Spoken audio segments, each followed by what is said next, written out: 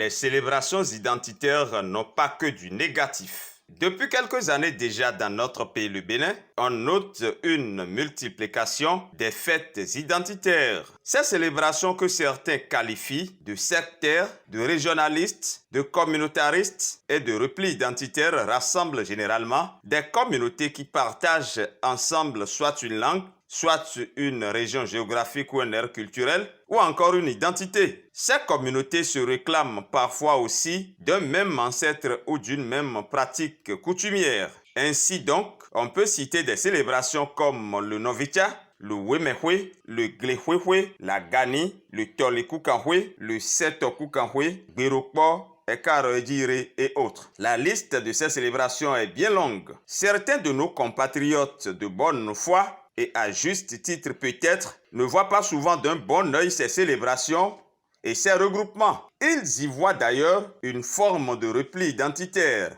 une forme de régionalisme qui ne dit pas son nom et surtout une manière de fragiliser l'unité nationale et de mettre à mal le vivre ensemble. Les tenants de cette thèse voient également en ces regroupements une forme de nostalgie de l'ancien temps au moment où les frontières tendent à s'effacer, où l'heure est à la construction de grands ensembles sous-régionaux et continentaux et où le monde devient un village planétaire.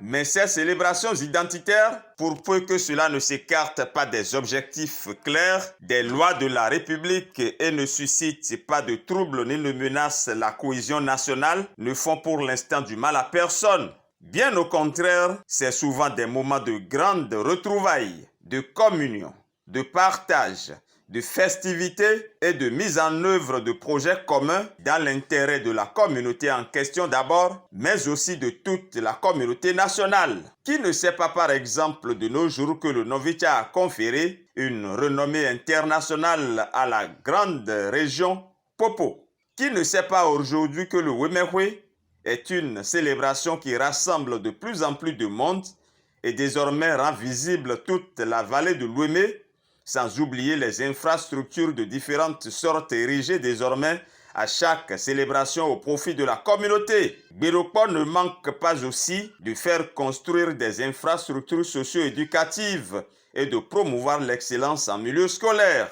On peut multiplier ainsi les exemples pour montrer au finish que les célébrations des fêtes identitaires ne doivent pas être perçues que sous un angle négatif. On gagnera peut-être à mieux les encadrer, à mieux les structurer, à mieux les contrôler pour en tirer le meilleur profit pour toute la nation et pour éviter ou circonscrire toute éventuelle dérive ou débordement.